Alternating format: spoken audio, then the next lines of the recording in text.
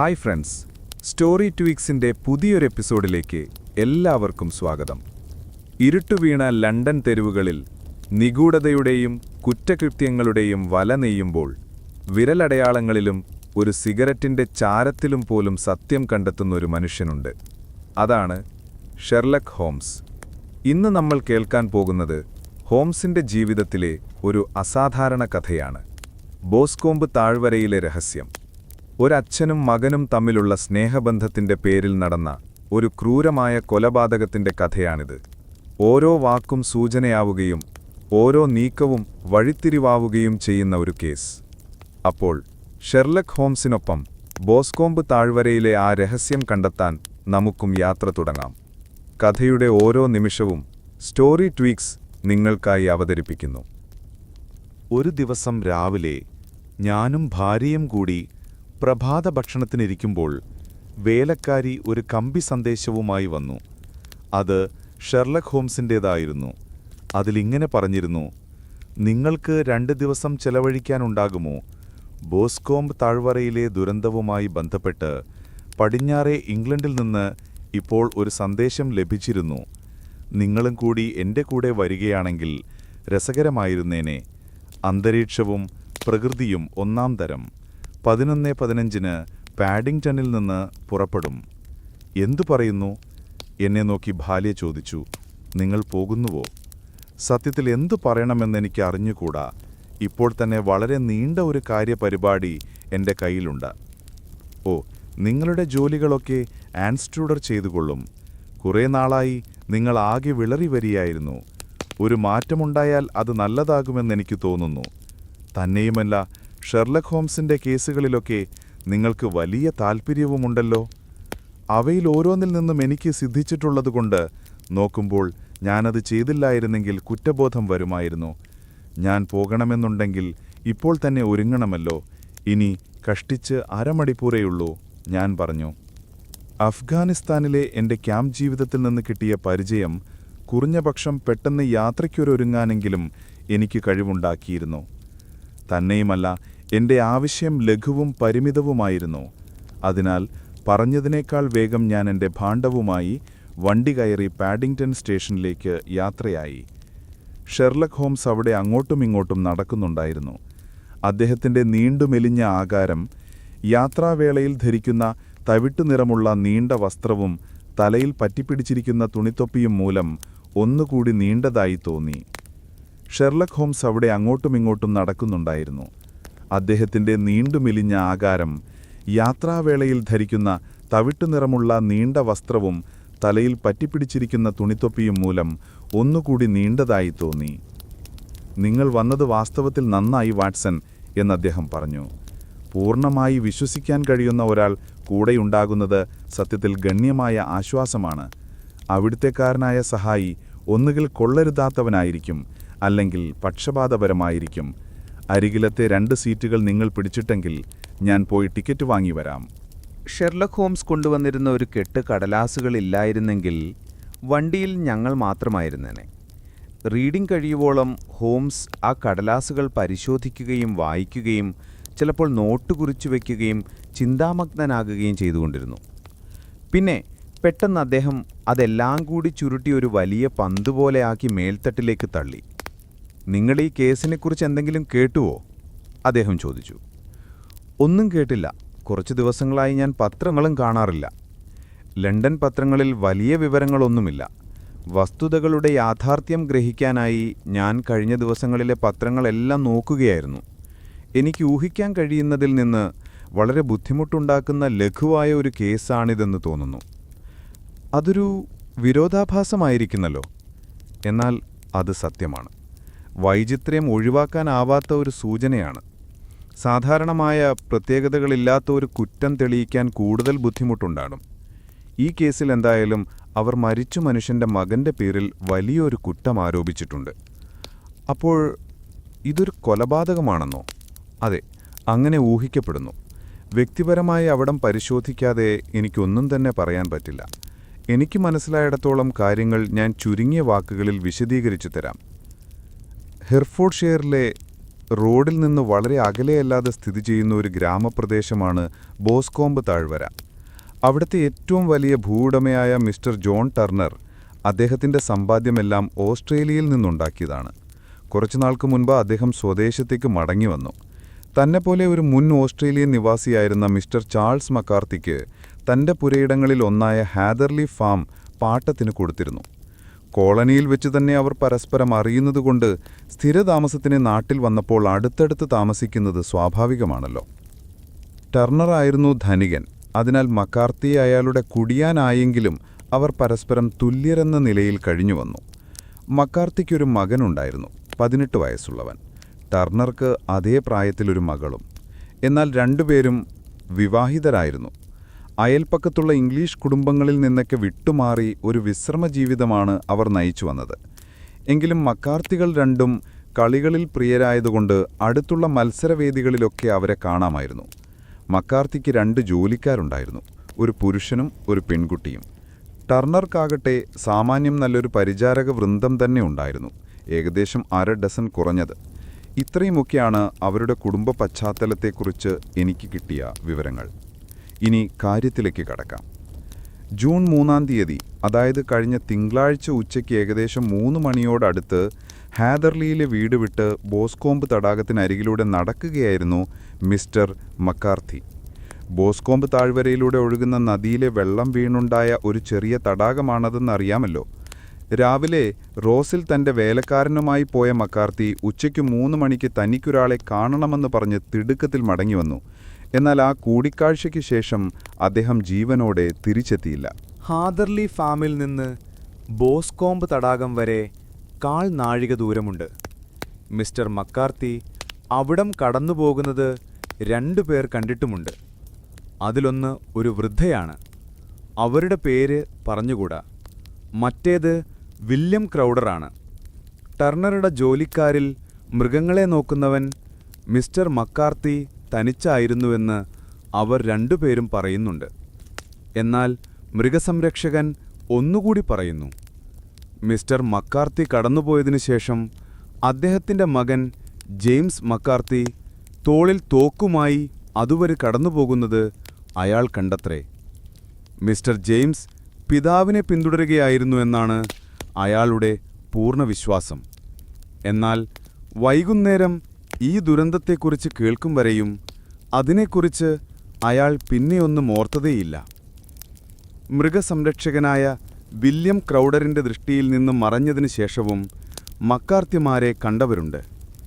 ബോസ്കോംബ് തടാകത്തിനു ചുറ്റും കനത്ത കാടുപിടിച്ച് അരികിലായി അല്പം പുല്ലും മുളകളും നിറഞ്ഞുകിടക്കുകയാണ്. ബോസ്കോംബ് താഴ്വരയിലെ എസ്റ്റേറ്റിലെ ലോഡ്ജ് സൂക്ഷിപ്പുകാരൻ്റെ 14 വയസ്സുള്ള മകൾ പേഷ്യൻസ് മോറാൻ ആ കാട്ടിലിപ്പോൾ പൂക്കൾ നറുക്കുകയായിരുന്നു. തടാകത്തിനരികിൽ വെച്ച് മിസ്റ്റർ മക്കാർത്തിയും മകനും തമ്മിൽ കലഹിക്കുന്നതും മകനോട് കടുത്ത ഭാഷയുപയോഗിച്ചപ്പോൾ അയാൾ പിതാവിനെ തല്ലാനെന്നവണ്ണം കൈ ഉയർത്തുന്നതും അവൾ കണ്ടുവത്രേ. അവരുടെ ഈ ആക്രമണം കണ്ടു ഭയന്ന അവൾ ഓടിപ്പോയി. മക്കാർത്തിമാർ രണ്ടും തമ്മിൽ ബോസ്കോംബ് താഴ്വരയിൽ വെച്ച് ശണ്ഠ കൂടുന്നുണ്ടെന്നും അവ തമ്മിൽ ചിലപ്പോൾ സംഘട്ടനം തന്നെ നടന്നേക്കുമെന്നും വീട്ടിലെത്തി അവൾ പറഞ്ഞുകൊണ്ടിരിക്കെ മക്കാർത്തിയുടെ മകൻ ഓടിയവിടെയെത്തി. തന്റെ പിതാവ് ആ കാട്ടിൽ മരിച്ചു കിടക്കുകയാണെന്ന് അയാൾ അറിയിച്ചു. ലോഡ്ജ് സൂക്ഷിപ്പുകാരന്റെ സഹായവും അയാൾ തേടി. അയാൾ ആകെ പരിഭ്രാന്തനായിരുന്നു. തോക്കോ തൊപ്പിയോ എടുത്തിരുന്നില്ല. തന്നെയുമല്ല, അയാളുടെ വലതു കൈയിലും ഷർട്ടിന്റെ മടക്കിലും പുതിയ രക്തം പറ്റിച്ചിരുന്നു. അയാളുടെ പിന്നാലെ അവിടെ എത്തിയ അവർ മിസ്റ്റർ മക്കാർത്തിയുടെ ശവശരീരം തടാകത്തിനരികിലായി പുല്ലിൽ മലർന്നടിച്ചു കിടക്കുന്നതാണ് കണ്ടത്. കനത്ത ശക്തമായ എന്തോ കൊണ്ട് പലതവണ തല്ലിയതുകൊണ്ട് തലയാകെ തകർന്നിരുന്നു. മകന്റെ തോക്കിന്റെ പാത്തി കൊണ്ടുണ്ടായ മുറിവുകളായിരുന്നിരിക്കണം അവയൊക്കെ. കാരണം അല്പം അകലെയായി ആ തോക്കും പുല്ലിൽ തന്നെ കിടപ്പുണ്ടായിരുന്നു. ഈ സാഹചര്യത്തിൽ ആ ചെറുപ്പക്കാരനെ ഉടൻ തന്നെ അറസ്റ്റ് ചെയ്ത് കരുതിക്കൂട്ടിയുള്ള കൊലപാതകം എന്ന കുറ്റാരോപണത്തോടെ ചൊവ്വാഴ്ച അന്വേഷണം നടത്തി ബുധനാഴ്ച തന്നെ റോസിലെ മജിസ്ട്രേറ്റിന്റെ മുൻപാകെ കൊണ്ടുവന്നു. അദ്ദേഹം അത് മേൽക്കോടതിക്ക് റെഫർ ചെയ്തിരിക്കുകയാണ്. ഈ അപമൃത്യുവിനെക്കുറിച്ച് അന്വേഷിക്കുവാൻ നിയോഗിക്കപ്പെട്ടിരുന്ന ഉദ്യോഗസ്ഥനിൽ നിന്നും പോലീസ് കോടതിയിൽ നിന്നും എനിക്ക് ലഭിച്ച പ്രധാന വിവരങ്ങൾ ഇവയാണ്. ഇതിനേക്കാൾ നിന്ദ്യമായൊരു കേസിനെക്കുറിച്ച് എനിക്ക് ചിന്തിക്കാൻ കൂടി വയ്യ. സാഹചര്യാത്മക തെളിവ് ഒരു കുറ്റവാളിയെ ശരിക്കും ചൂണ്ടിക്കാണിക്കുന്നത് ഇവിടെയാണ്. ഞാൻ പറഞ്ഞു, സാഹചര്യാത്മക തെളിവ് കുഴപ്പം പിടിച്ചതാണ്. ചിന്തിച്ചുകൊണ്ട് ഹോംസ് തുടർന്നു. അത് ചിലപ്പോൾ നേരെ ഒരു വസ്തുവിലേക്ക് വിരൽ ചൂണ്ടിയെന്ന് വരാം. എന്നാൽ നിങ്ങളുടെ കാഴ്ചപ്പാട് ഒരൽപ്പം മാറ്റിയാൽ അതുപോലെ തന്നെ വിട്ടുവീഴ്ചയില്ലാത്ത രീതിയിൽ തികച്ചും വ്യത്യസ്തമായ മറ്റൊരു വസ്തുതയിലേക്ക് നിങ്ങളെ അത് നയിക്കുന്നതും കാണാം. എന്തായാലും ഈ കേസ് ആ ചെറുപ്പക്കാരനെതിരായി ഗുരുതരമായി തിരിഞ്ഞിരിക്കുന്നുവെന്ന് പറയേണ്ടി വരും. തന്നെയുമല്ല, അയാളെ കുറ്റവാളിയാക്കാനും സാധ്യതയുണ്ട്. അയൽപക്കത്തെ ഭൂവുടമയുടെ മകളായ മിസ് ടെർണറെ പോലെ പലരും അയാളുടെ നിരപരാധിത്വത്തിൽ വിശ്വസിക്കുന്നുണ്ട്. തന്നെയുമല്ല, മിസ് ടെർണർ ലെസ്ട്രേഡിനെ ഈ കേസ് അന്വേഷിക്കുവാൻ ചുമതലപ്പെടുത്തിയിരിക്കുകയും ചെയ്തിരിക്കുന്നു. ചോരക്കളയുമായി ബന്ധപ്പെട്ട ഇദ്ദേഹത്തെ നിങ്ങൾ ഓർക്കുമല്ലോ. എന്നാൽ ഈ കേസിനെക്കുറിച്ച് അന്വേഷിച്ച അമ്പരെന്ന മിസ്റ്റർ ലെസ്ട്രേഡ് എന്റെ അന്വേഷണത്തിന് വിട്ടുതന്നിരിക്കുന്നു. അതുകൊണ്ട് പ്രഭാത ഭക്ഷണം കഴിച്ചുകൊണ്ട് വീട്ടിലടങ്ങിയിരിക്കേണ്ട മധ്യവയസ്കരായ 2 മാന്യന്മാർ മണിക്കൂറിൽ 50 മൈൽ വേഗത്തിൽ ഇതാ പടിഞ്ഞാറോട്ട് പോകുന്നു. വസ്തുതകൾ ഇങ്ങനെ വ്യക്തമായിരിക്കെ ഈ കേസിൽ നിന്ന് നിങ്ങൾക്കെന്തെങ്കിലും ഖ്യാതി നേടാനൊക്കുമോ എന്നെനിക്ക് സംശയമാണ്. തെളിവുകളോളം ചതിക്കപ്പെടുന്നത് മറ്റൊന്നുമില്ല, അദ്ദേഹം ചിരിച്ചുകൊണ്ട് പറഞ്ഞു. തന്നെയുമല്ല, മിസ്റ്റർ ലെസ്ട്രേഡിന് ഒരു തരത്തിലും വ്യക്തമാക്കാത്ത ചില വിവരങ്ങൾ നമുക്ക് കിട്ടിയെന്ന് വരാം. അദ്ദേഹത്തിന് മനസ്സിലാകാത്തതോ ഉപയോഗിക്കാൻ കഴിയാത്തതോ ആയ ചില വസ്തുതകൾ അദ്ദേഹത്തിന്റെ സിദ്ധാന്തത്തെ ഉറപ്പിക്കാനോ നശിപ്പിക്കാനോ എന്നെ സഹായിച്ചെന്ന് വരാം. അത് വീമ്പാട്ടലായി നിങ്ങൾ ധരിക്കില്ലല്ലോ. ആദ്യമായി ഒരു ഉദാഹരണമെടുക്കാം. നിങ്ങളുടെ കിടപ്പുമുറിയുടെ ജനൽ വലതുകൈ വശമാണെന്ന് ഞാൻ വ്യക്തമായി മനസ്സിലാക്കുന്നു. എന്നാൽ മിസ്റ്റർ ലെസ്ട്രേഡ് അത്തരമൊരു വ്യക്തമായ വസ്തുതയെങ്കിലും ശ്രദ്ധിച്ചിരിക്കുമോ എന്നെനിക്ക് സംശയമാണ്. ഓ, എന്തൊരു പ്രിയ സുഹൃത്തെ, ഞാൻ നിങ്ങളെ നന്നായി അറിയാം. നിങ്ങളുടെ സ്വഭാവമായി തീർന്ന പട്ടാളത്തിലെ ശുചിത്വവും അറിയാം. നിങ്ങൾ ദിവസവും ഷേവ് ചെയ്യുന്നു. ഇക്കാലത്ത് നിങ്ങൾ സൂര്യപ്രകാശത്തിലാണ് ഷേവ് ചെയ്യുന്നത്. അതിനാൽ ഇടതുവശത്തേക്ക് വരുന്തോറും നിങ്ങളുടെ ഷേവിംഗ് ശരിയാകാൻ ബുദ്ധിമുട്ടുണ്ടാകും. ഏകദേശം താടി വരെ എത്തുമ്പോഴേക്കും അവിടെ വെളിച്ചം കുറഞ്ഞിരിക്കുന്നുവെന്നത് സംശയിക്കാനില്ല. നിങ്ങളുടെ സ്വഭാവമുള്ളയാൾ ഇരുവശത്തും ഒരേപോലെ വെളിച്ചമുണ്ടായിരുന്നാൽ ഇങ്ങനെ മോശമായി ഷേവ് ചെയ്യുമെന്ന് എനിക്ക് ചിന്തിക്കാൻ കൂടി വയ്യ. ഊഹവും നിരീക്ഷണവും ഒരു നിസ്സാര ഉദാഹരണമായി ഞാനിത് പറഞ്ഞുവെന്നേയുള്ളൂ. അവിടെയാണ് എൻ്റെ വൈദഗ്ധ്യം. നമ്മുടെ മുൻപിലുള്ള കേസിലും ഈ നിരീക്ഷണ പരിചയം വളരെ ഗുണം ചെയ്യുമെന്നെനിക്ക് തോന്നുന്നു. പ്രേതപരിശോധന വേളയിൽ കണ്ട 1-2 വിവരങ്ങൾ കൂടി നമുക്ക് പരിഗണിക്കേണ്ടതായി വരും. അവയെന്താണ്? ഒന്നാമത്തെ കാര്യം, അയാളെ ഉടൻ തന്നെ അറസ്റ്റ് ചെയ്തിട്ടില്ല എന്നതാണ്.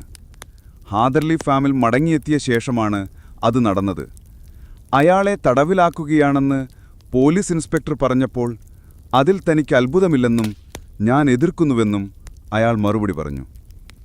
കുറ്റവിചാരകന്റെ മനസ്സിൽ അവശേഷിച്ചിരുന്ന സംശയത്തിന്റെ നേരിയ കണിക പോലും ഈ പ്രസ്താവനയോടെ മാഞ്ഞുപോകാൻ സ്വാഭാവികമായും ഇടയാകും.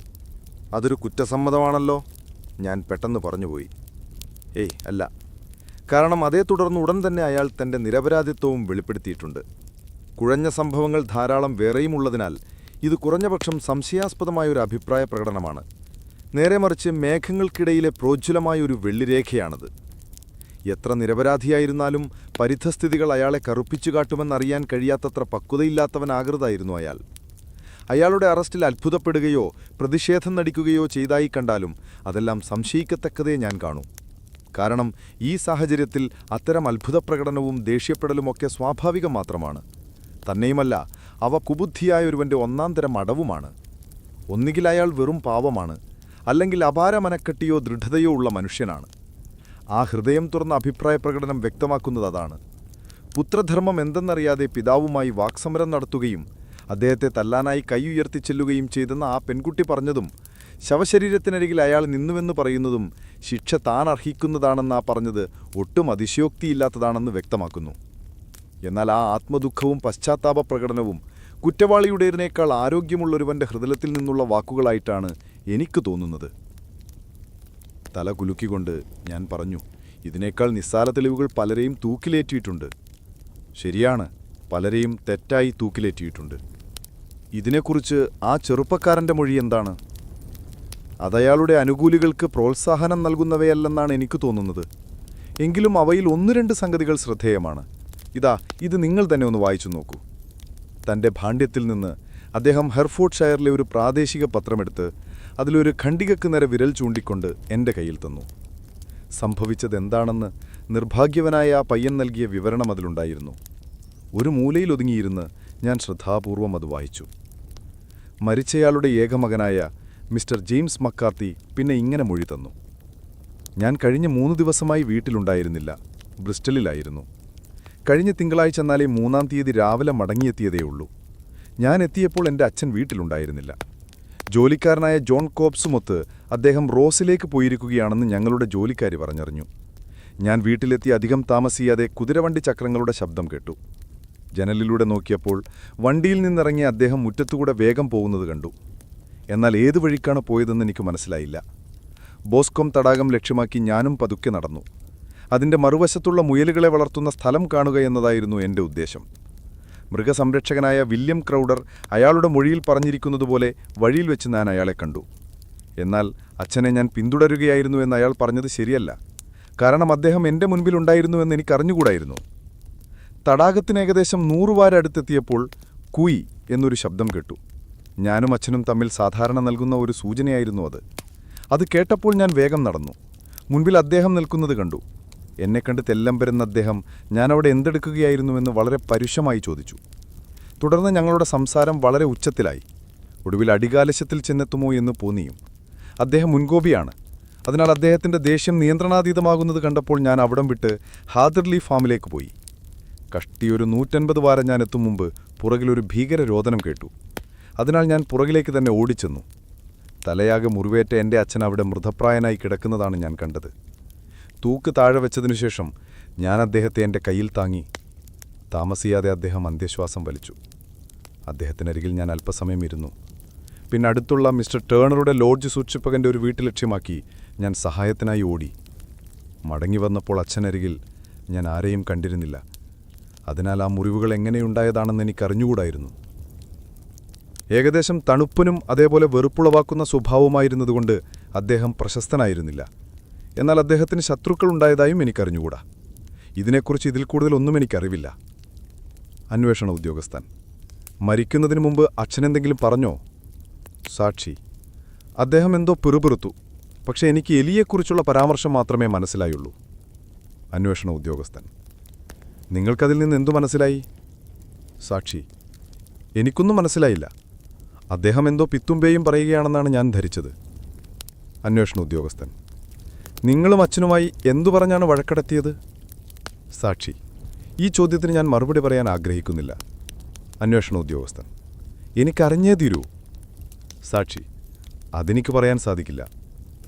അന്വേഷണ ഉദ്യോഗസ്ഥൻ: അത് കോടതിയാണ് തീരുമാനിക്കുന്നത്. നിങ്ങൾ മറുപടി പറയാൻ വിസമ്മതിച്ചാൽ അത് കേസിൻ്റെ മുന്നോട്ടുള്ള അന്വേഷണത്തെ തന്നെ സാരമായി ബാധിക്കുമെന്ന് ഞാൻ പറഞ്ഞറിയിക്കേണ്ടതല്ലോ. സാക്ഷി: എങ്കിലും ഞാനത് പറയില്ല. അന്വേഷണ ഉദ്യോഗസ്ഥൻ: കൂയി എന്ന വിളി നിങ്ങളും അച്ഛനും സാധാരണ ഉപയോഗിക്കുന്ന ഒരു സൂചനയാണെന്ന് ഞാൻ ധരിക്കുന്നതിൽ തെറ്റുണ്ടോ?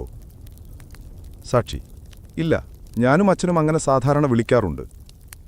അന്വേഷണ ഉദ്യോഗസ്ഥൻ: എന്നാൽ പിന്നെ നിങ്ങളെ കാണുന്നതിനു മുമ്പ് ബ്രിസ്റ്റലിൽ നിന്ന് നിങ്ങൾ മടങ്ങിയെത്തിയതുപോലും അറിയാതെ അദ്ദേഹം അതെങ്ങനെ ഉച്ചരിച്ചു? സാക്ഷി: ആകെ കുഴഞ്ഞ് എനിക്കറിഞ്ഞൂടാ. അന്വേഷണ ഉദ്യോഗസ്ഥൻ: കരച്ചിൽ കേട്ടു മടങ്ങി വന്നപ്പോൾ മാരകമായി മുറിവേറ്റ അച്ഛനരികിൽ സംശയാസ്പദമായി എന്തെങ്കിലും കണ്ടോ? സാക്ഷി: വ്യക്തമായി ഒന്നുമില്ല.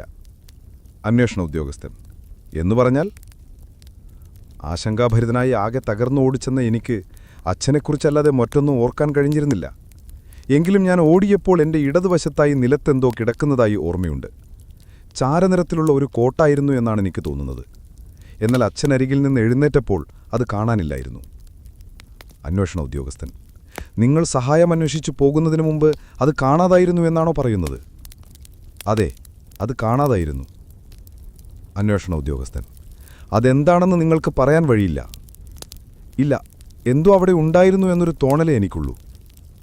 അന്വേഷണ ഉദ്യോഗസ്ഥൻ: അച്ഛൻ്റെ ശരീരത്തിൽ നിന്ന് എത്ര ദൂരെ? ഒരു 12 വാരയോ മറ്റോ. അന്വേഷണ ഉദ്യോഗസ്ഥൻ: കാട്ടിനരികിൽ നിന്ന് എത്ര മാറി? ഏകദേശം അത്ര തന്നെ.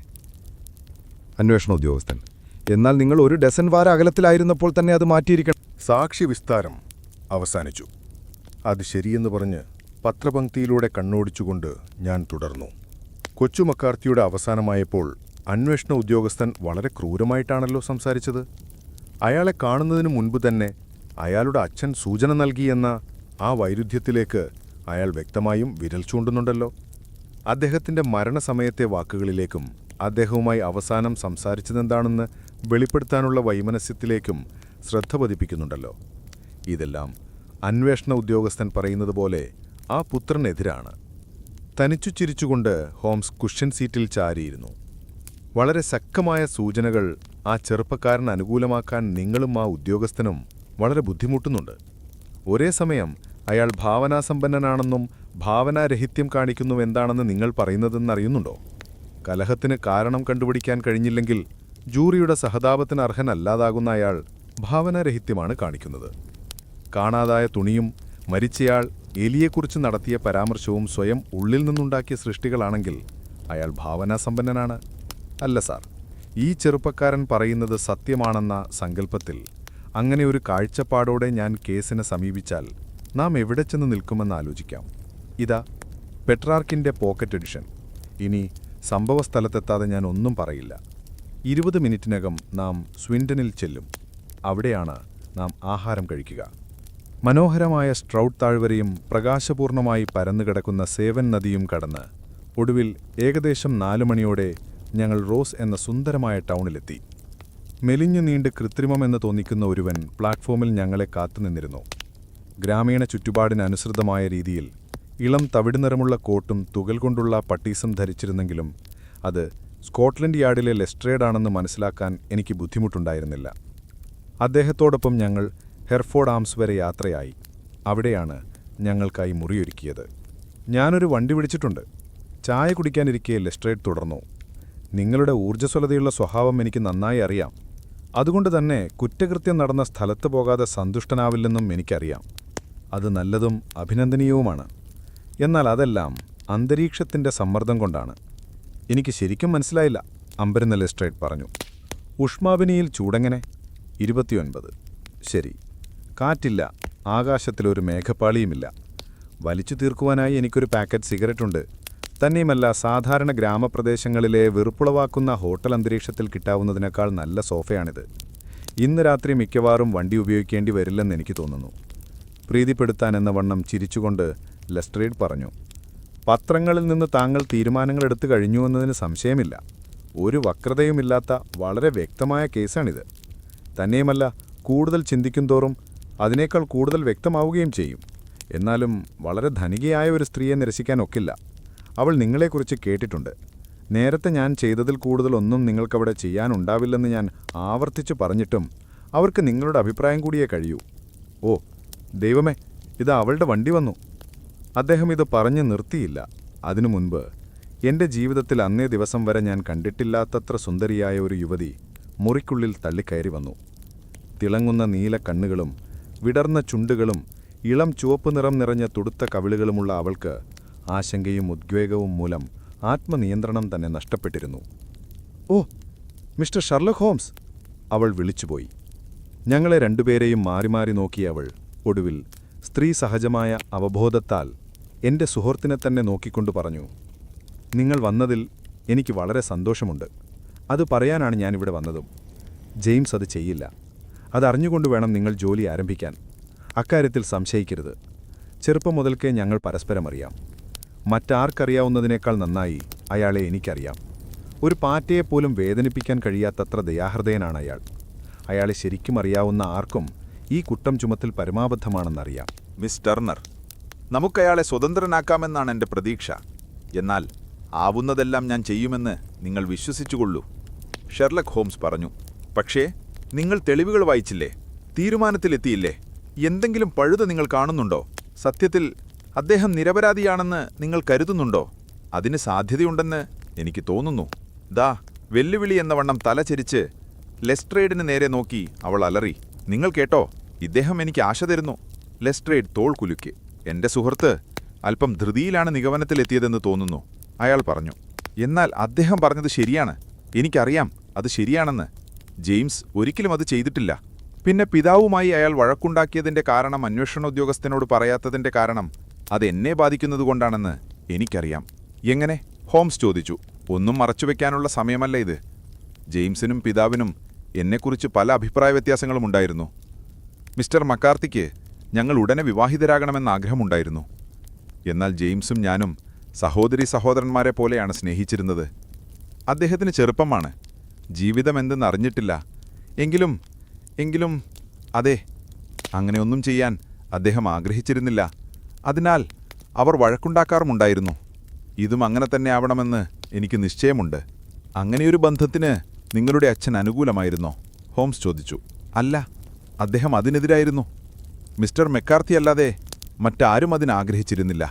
തുളച്ചുകയറുന്ന ചോദ്യഭാവമുള്ള ഹോംസിന്റെ നോട്ടം കണ്ട് അവളുടെ തുടുത്ത മുഖത്ത് ഒരു ലജ്ജ പടർന്നു. ഈ വിവരങ്ങൾ തന്നതിന് നന്ദി. നാളെ ഞാൻ വന്നാൽ നിങ്ങളുടെ അച്ഛനെ കാണാനൊക്കുമോ?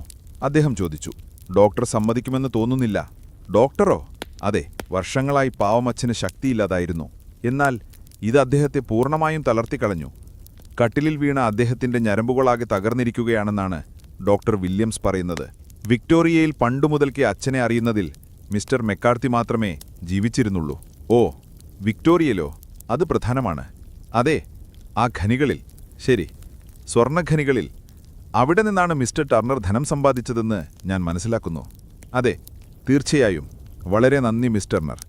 നിങ്ങളെനിക്ക് സാരവത്തായ സഹായം നൽകി. നാളെ വല്ല വിവരവുമുണ്ടെങ്കിൽ നിങ്ങളെന്നെ അറിയിക്കണം. ജെയിംസിനെ കാണാൻ തീർച്ചയായും നിങ്ങൾ ജയിലിൽ പോകണം മിസ്റ്റർ ഹോംസ്. അങ്ങനെ നിങ്ങൾ പോവുകയാണെങ്കിൽ അയാൾ നിരപരാധിയാണെന്ന് എനിക്കറിയാമെന്ന് തീർച്ചയായും പറയണം. തീർച്ചയായും പറയാം മിസ്റ്റർ ടർണർ. ഞാനിപ്പോൾ വീട്ടിലേക്ക് പോകുന്നു. അച്ഛന് അസുഖം കൂടുതലാണ്. ഞാനില്ലെങ്കിൽ അദ്ദേഹത്തിന് വിഷമമാകും. നിങ്ങളുടെ ഉദ്യമത്തിൽ ദൈവം അനുഗ്രഹിക്കട്ടെ. Good bye. കയറി വന്നതുപോലെ തന്നെ ധൃതിയിൽ അവൾ മുറിവിട്ടു. വഴിയിലൂടെ വണ്ടിച്ചക്രങ്ങൾ ഉരുളുന്ന ശബ്ദം ഞാൻ കേട്ടു. കുറച്ചുനേരത്തെ നിശബ്ദതയ്ക്ക് ശേഷം വളരെ ഗാംഭീര്യത്തോടെ ലെസ്ട്രേഡ് പറഞ്ഞു. ഞാൻ ലജ്ജിക്കുന്നു ഹോംസ്. നിരാശപ്പെടാൻ ഇടവന്നപ്പോൾ എന്തിനാണ് നിങ്ങൾ ആശ ഉണർത്തിയത്? ഞാൻ അതിമൃദുല ചിത്തനല്ല. എങ്കിലും ഇത് ക്രൂരമെന്നേ ഞാൻ പറയൂ. ജെയിംസ് മക്കാർത്തിയെ സ്വതന്ത്രനാക്കാനുള്ള വഴി എനിക്ക് കണ്ടെത്താൻ കഴിയുമെന്ന് എനിക്ക് തോന്നുന്നു. അയാളെ ജയിലിൽ പോയി കാണാനുള്ള അനുവാദം നിങ്ങളുടെ കയ്യിലുണ്ടോ? ഹോംസ് ചോദിച്ചു. ഉവ്വ്. എന്നാൽ എനിക്കും നിങ്ങൾക്കും മാത്രമേ ഉള്ളൂ. അങ്ങനെയാണെങ്കിൽ പുറത്തു പോകുന്നതിനെക്കുറിച്ചുള്ള എന്റെ തീരുമാനം പുനഃപരിശോധിക്കണം. ഹെർഫോർഡിന് പോകാൻ തീവണ്ടി കിട്ടാൻ ഇനിയും സമയമുണ്ടല്ലോ. ഈ രാത്രി തന്നെ നമുക്കയാളെ കാണണം. ധാരാളം സമയമുണ്ട് എന്നാണ് ഡോക്ടറുടെ മൊഴിയിൽ പറഞ്ഞിരിക്കുന്നത്. ഞാൻ തലയിൽ ആ ഭാഗം തൊട്ടും നോക്കി. പിന്നിൽ നിന്ന് തന്നെയാണ് അങ്ങനെ ഒരു അടി കിട്ടിയതെന്ന തീർച്ചയാണ്. ഷണ്ട കൂടിക്കൊണ്ടിരുന്നപ്പോൾ പിതാവും പുത്രനും മുഖാമുഖം നോക്കിയാണ് നിന്നിരുന്നത്. അതുകൊണ്ട് അത് കുറ്റവാളിക്ക് അനുകൂലമായിരുന്നു. എന്നാൽ അടി വീഴുന്നതിന് മുൻപ് തന്നെ വൃദ്ധൻ തിരിഞ്ഞിരിക്കാമെന്നതുകൊണ്ട് അത്രയധികം ഗുണവും ഉണ്ടായി വരില്ല. പിന്നെ മരിച്ച ആൾ എലിയെക്കുറിച്ച് നടത്തിയ പരാമർശമാണ്. അതെന്തായിരിക്കാം? തീർച്ചയായും ഉന്മാദത്താൽ പറഞ്ഞതാവില്ല. കാരണം പെട്ടെന്നുള്ള അടിമൂലം മരിക്കാൻ പോകുന്ന ഒരാൾ ഉന്മാദചിത്തനാവില്ല. തനിക്ക് വിധി എങ്ങനെ വന്നുവെന്ന് വിശദീകരിക്കാനുള്ള ഒരു ശ്രമമായിരിക്കണമത്. എങ്കിലും അതെന്തിനെയാവും സൂചിപ്പിക്കുന്നത്? ന്യായമായൊരു വിശദീകരണത്തിനായി ഞാൻ തല പുകഞ്ഞു. ഇനിയും മക്കാർത്തി പയ്യൻ കണ്ട ആ ചാരനിറത്തിലുള്ള തുണിയുടെ കഥയാണ്. അത് സത്യമാണ് വരിക. ഓട്ടത്തിനിടയിൽ കൊലപാതകൻ തന്റെ വസ്ത്രങ്ങളിലൊന്ന്, മിക്കവാറും അയാളിലെ ഓവർകോട്ട് അവിടെ ഇട്ടിട്ട് പോയിരിക്കാം. ഏകദേശം 100 അടി അകലെ മകൻ പുറംതിരിഞ്ഞിരുന്ന സമയം മടങ്ങിവന്ന് പെട്ടെന്നതെടുക്കാനും സൗകര്യം ലഭിച്ചിരിക്കാം. എല്ലാം എത്ര കുഴഞ്ഞമറിഞ്ഞ പ്രശ്നങ്ങളാണ്. ലെസ്ട്രേഡ് പറഞ്ഞ അഭിപ്രായം കേട്ടിട്ട് എനിക്ക് അത്ഭുതം തോന്നിയില്ല. എങ്കിലും ഷെർലക് ഹോംസിന്റെ അനുഭവജ്ഞാനത്തിൽ എനിക്ക് വളരെ വിശ്വാസമുണ്ടായിരുന്നു. അതിനാൽ മക്കാർച്ചി പയ്യൻ നിരപരാധിയാണെന്നുള്ള അദ്ദേഹത്തിന്റെ ദൃഢവിശ്വാസം ഊട്ടിയുറപ്പിക്കാൻ ഓരോ വസ്തുതയ്ക്കും കഴിയുമെന്ന് ഞാൻ ആശിച്ചു. ഷെർലക് ഹോംസ് മടങ്ങിയെത്തിയപ്പോൾ രാത്രി ഏറെയായി. ലെസ്ട്രേഡ് പട്ടണത്തിലെ ഹോട്ടലിൽ താമസിച്ചതുകൊണ്ട് അദ്ദേഹം തനിച്ചാണ് വന്നത്. ഗ്ലാസ് ഇപ്പോഴും വളരെ ഉയരത്തിലാണ്. ഇരുന്നപ്പോൾ അദ്ദേഹം അഭിപ്രായപ്പെട്ടു, ആ സ്ഥലത്തേക്ക് നമ്മൾ പോകുന്നതിനു മുൻപ് മഴ പെയ്യരുതെന്നുള്ളത് വളരെ പ്രധാനപ്പെട്ട ഒരു കാര്യമാണ്. അതേസമയം അതുപോലെ ഒരു നല്ല ജോലി ചെയ്യാൻ ഒരു മനുഷ്യൻ സൂക്ഷ്മതയും ഉണർവുമുള്ള സമയത്തെ തിരഞ്ഞെടുക്കാവൂ. യാതനാപൂർണമായൊരു നീണ്ട യാത്രയ്ക്ക് ശേഷം ഞാനത് ചെയ്യാൻ ആഗ്രഹിക്കുന്നില്ല. ഞാൻ മക്കാർത്തി പയ്യനെ കണ്ടു. അവനിൽ നിന്നെന്തറിഞ്ഞു? ഒന്നും. ഒരു വിവരവും കിട്ടയില്ലേ? ഒന്നും തന്നെയില്ല. ആരാണത് ചെയ്തതെന്ന് അവൻ അറിഞ്ഞുകൊള്ളേണ്ടമാരെന്നൊരു സമയം ഞാൻ ചിന്തിച്ചുപോയി. അയാളോ അവളോ മറയ്ക്കുകയാണെന്നും എന്നാൽ മറ്റെല്ലാവരെയും പോലെ അയാളും കുഴഞ്ഞിരിക്കുകയാണെന്ന് എനിക്ക് വിശ്വാസമുണ്ട്. കണ്ടാൽ കുഴപ്പമില്ലെങ്കിലും വളരെ ബുദ്ധിയുള്ളവനാണെന്ന് എനിക്ക് തോന്നുന്നില്ല. എങ്കിലും ഹൃദയശുദ്ധിയുള്ളവനാണെന്ന് തോന്നുന്നു. ഈ മിസ് ടർണറെ പോലെ സുന്ദരിയായ ഒരു ചെറുപ്പക്കാരിയെ വിവാഹം ചെയ്യാൻ വിസമ്മതിക്കുന്നു എന്ന് പറയുന്നത് ശരിയാണെങ്കിൽ അയാളുടെ അഭിരുചിയെ എനിക്ക് അംഗീകരിക്കാൻ വയ്യ. അവിടെയാണ് ഒരു ദയനീയ കഥയുള്ളത്. ഈ പയ്യൻ ഭ്രാന്തമായി അവളെ സ്നേഹിക്കുന്നു. ഈ പെൺകുട്ടി 5 വർഷം ദൂരെ ബോർഡിംഗ് സ്കൂളിലായിരുന്നു.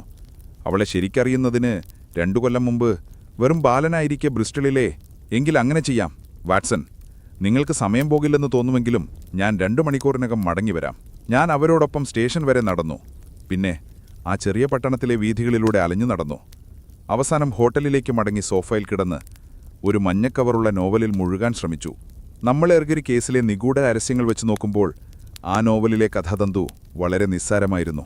അതിനാൽ തന്നെ നോവലിൽ നിന്നെൻ്റെ ശ്രദ്ധ വസ്തുതകളിലേക്ക് വഴുതിപ്പോകുകയായിരുന്നതുകൊണ്ട് അവസാനം ഞാൻ ആ നോവൽ മുറിയുടെ ഒരു മൂലയിലേക്ക് വലിച്ചെറിഞ്ഞു. എന്നിട്ട് അന്നത്തെ മുഴുവൻ സംഭവങ്ങളും അവലോകനം ചെയ്യാൻ തുടങ്ങി. ഈ ചെറുപ്പക്കാരൻ്റെ കഥ മുഴുവൻ സത്യം തന്നെയാണ് വരിക. അങ്ങനെയാണെങ്കിൽ പിതാവിൻ്റെ അടുത്തുനിന്ന് പോയ ശേഷം അദ്ദേഹം കരയുന്ന ശബ്ദം കേട്ട് താഴ്വരയിലേക്ക് മടങ്ങിവരുന്നതിനിടയിൽ എന്ത് നാരകീയവും പ്രവചിക്കാനാവാത്തതും അസാധാരണമായ അത്യാഹിതവുമായിരിക്കാം നടന്നത്. അതെന്തായാലും ഭയങ്കരവും മാരകവുമായിരുന്നു. അതെന്തായിരിക്കണം? മുറിവിൻ്റെ സ്വഭാവത്തിൽ നിന്ന് വൈദ്യവിഷയകമായ എൻ്റെ ജന്മവാസന എന്തെങ്കിലും വെളിപ്പെടുത്തുന്നുണ്ടോ? ഞാൻ മണിയടിച്ചു. അന്വേഷണത്തിൻ്റെ വിശദവിവരമുണ്ടായിരുന്ന പ്രാദേശിക പത്രം കൊണ്ടുവരാൻ പറഞ്ഞു. തലയോട്ടിയുടെ പുറകിൽ ഇടത്തുവശത്തെ 3ാമത്തെ പാർശ്വസ്ഥിയും കപാലപൃഷ്ഠസ്ഥിയും മൂർച്ചയില്ലാത്ത ആയുധം കൊണ്ടുള്ള അടിമൂലം ചിതറിപ്പോയിട്ടുണ്ടെന്നാണ്. ഒരു മദ്യശാലയിലെ പരിചാരികയുടെ പിടിയിലായ ഈ വിഡ്ഢിക്ക് അവളെ ഒരു രജിസ്ട്രാർ ഓഫീസിൽ വെച്ച് വിവാഹം കഴിക്കുകയല്ലാതെ എന്തു ചെയ്യാൻ കഴിയും? ആർക്കും ഇതിനെക്കുറിച്ചൊന്നും അറിഞ്ഞുകൂടാ. തികച്ചും അസാധ്യമായതെന്ന് താൻ കരുതുന്ന ഒരു കാര്യം ചെയ്യാത്തതിൻ്റെ പേരിൽ ശകാരിക്കപ്പെടുമ്പോൾ അയാൾ എത്ര ഭ്രാന്തനാകുമെന്ന് നിങ്ങൾക്ക് ഊഹിക്കാമല്ലോ. ഇങ്ങനെയൊരു ഭ്രാന്ത് കൊണ്ടാണ് മിസ് ടർണറുടെ പേര് പറഞ്ഞപ്പോൾ അയാൾ പിതാവിന് നേരെ കൈ ഉയർത്താൻ കാരണം. നേരെ മറിച്ച് സത്യമറിഞ്ഞിരുന്നുവെങ്കിൽ ജീവിക്കാൻ മറ്റൊരു മാർഗവുമില്ലാത്ത അയാളെ സർവ്വവിധവും ക്രൂരനായ ആ പിതാവ് വലിച്ചെറിഞ്ഞേനെ. കഴിഞ്ഞ 3 ദിവസങ്ങളിൽ മദ്യശാലയിലെ ആ പരിചാരികയോടൊപ്പമാണ് അയാൾ ബ്രിസ്റ്റളിൽ കഴിഞ്ഞത്. എന്നാൽ അയാൾ എവിടെയായിരുന്നെന്ന് പിതാവിനറിഞ്ഞില്ല. ഇക്കാര്യം ശ്രദ്ധിച്ചുകൊള്ളൂ, ഇത് പ്രാധാന്യമുള്ളതാണ്. എന്തായിരുന്നാലും തിന്മയിൽ നിന്നൊരു നന്മയുണ്ടായിട്ടുണ്ട്.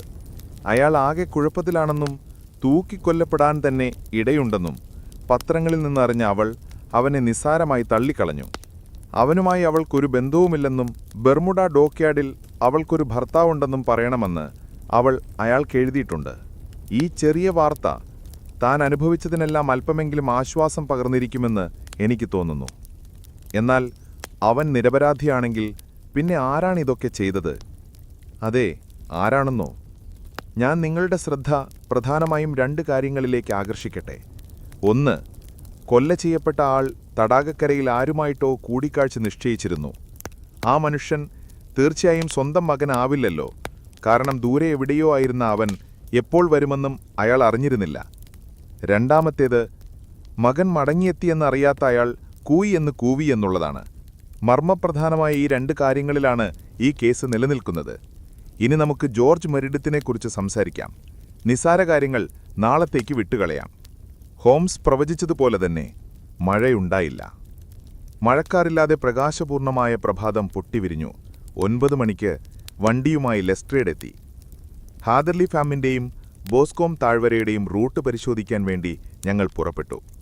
രാവിലെ ഒരു പ്രധാന വാർത്തയുണ്ട്. ഹാളിലെ മിസ്റ്റർ ടർണർക്ക് അസുഖം വളരെ കൂടുതലാണെന്നും ജീവൻ തന്നെ അപകടത്തിലാണെന്നും പറയുന്നു. പ്രായമുള്ളയാളാണോ? ഹോംസ് ചോദിച്ചു. 60-നടുത്തുണ്ട്. പക്ഷേ വിദേശത്ത് താമസം അയാളെ ആകെ തകർത്ത് കളഞ്ഞു.